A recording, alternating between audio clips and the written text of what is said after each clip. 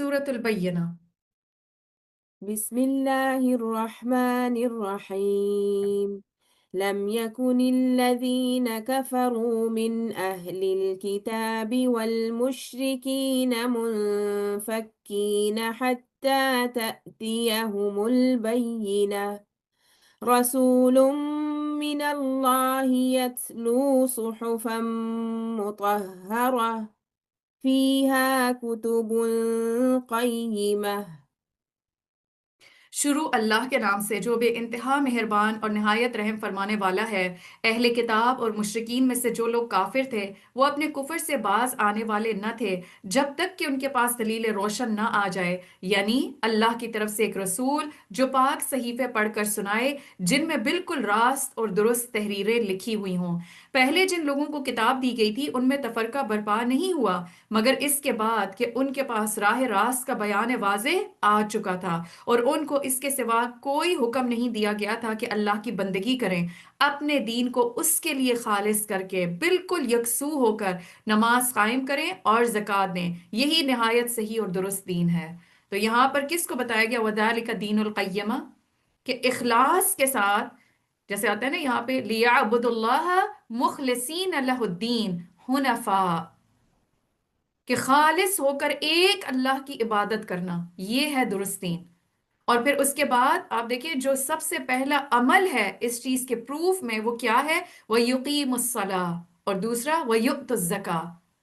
کہ اللہ کے حق میں سب سے اوپر نماز ہے، تو اپنی نمازوں کی ادائیگی، اور ساتھ ہی ساتھ بندوں کے حق میں سب سے بڑا حق کیا ہے؟ ان کو زکوٰۃ کا حق جو اللہ تعالیٰ نے ان کے لیے رکھا، تو مال میں سے بندوں کا حق دینا اور نماز میں اللہ کی عبادت کا حق ادا کرنا۔ تو اللہ تعالیٰ فرماتے ہیں وَذَلِكَ دِينُ الْقَيِّمَةِ، یہی بالکل صحیح اور درست دین ہے۔ اہل کتاب اور مشرکین میں سے جن لوگوں نے کفر کیا وہ یقیناً جہنم کی آگ میں جائیں گے اور ہمیشہ اس میں رہیں گے، یہ لوگ بدترین مخلوق ہیں۔ جو لوگ ایمان لائے اور جنہوں نے نیک عمل کیے وہ یقیناً بہترین مخلوق ہیں، ان کی جزا ان کے رب کے ہاں دائمی قیام کی جنتیں ہیں جن کے نیچے نہریں بہہ رہی ہوں گی،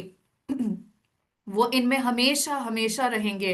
اللہ ان سے راضی ہوا اور وہ اللہ سے راضی۔ کتنی خوبصورت یہ بات ہے نا، رضی اللہ عنہم ورضوا عنہ ذالک لمن خشی ربہ۔ کس کو یہ نصیب ہوگی یہ اتنی بڑی خوشخبری کہ وہ اللہ سے راضی، اللہ ان سے راضی ہو گیا؟ آپ دیکھیں صحابہ کرام کے بارے میں ہم یہ کہتے ہیں نا رضی اللہ، کہ اللہ ان سے راضی ہوا، تو یہ بہت بڑا ٹائٹل ہے، بہت بڑی خوشخبری ہے، بہت بڑی سعادت ہے، کیونکہ ہم اس دنیا میں اسی آزمائش کے لیے تو آئے ہیں کہ کون رب کو راضی کر کے پلٹتا ہے۔ تو یہ خوشخبری مل جانا کہ اللہ راضی ہو گیا، آپ دیکھیں تب تک انسان اطمینان نہیں پا سکتا۔ ہم نیکیاں کر کے ایک نیکی کی خوشی اور اطمینان اندر ضرور ہوتا ہے، لیکن ایک کھٹک رہتی ہے، پتہ نہیں اللہ راضی ہوا ہے کہ نہیں ہوا، یہ کسی طریقے سے پتہ چل جائے۔ تو اللہ سبحانہ تعالیٰ فرماتے ہیں رضی اللہ عنہم ورضوا عنہ ذالک لمن خشی ربہ، یہ کچھ اس شخص کے لیے جس نے اپنے رب کا خوف کیا۔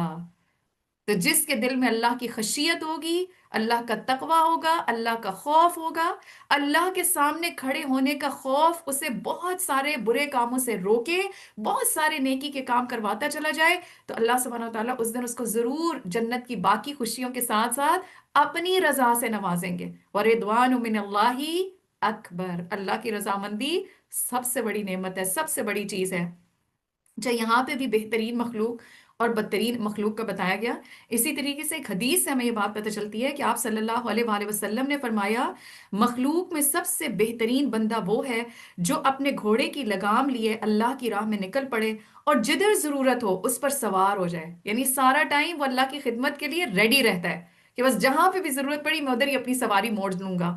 دوسرا وہ آدمی جو اپنے بکریوں کے ریوڑ میں اپنی نماز اور زکوٰۃ کو ادا کرے، یعنی آپ دیکھیں کہ ایک تو وہ ہے جو فلی اپنے آپ کو اس خدمت میں اس نے سرو کیا ہوا ہے، اور دوسرا وہ ہے جو دنیا کے کاموں میں اپنی ہی ضرورتوں کو پورا کر رہا ہے لیکن دنیا کے کاموں میں رہتے ہوئے اپنے فرائض سے غافل نہیں ہو رہا۔ تو وہ آدمی جو اپنی بکریوں کے ریوڑ میں اپنی نماز اور زکوٰۃ کو ادا کرے، اپنی دنیا کی مصروفیات میں اپنے فرائض سے غافل نہ ہو۔ اور مخلوق میں سب سے بدتر وہ آدمی ہے جس کے نام پر اللہ سے کچھ مانگا جائے اور پھر وہ نہ دے، یعنی جب کوئی اللہ کے نام پہ کوئی اپنی ضرورت پیش کرے اور وہ پورا کر سکتا ہو اور پھر بھی وہ نہ کرے تو یہ بدترین مخلوق ہے۔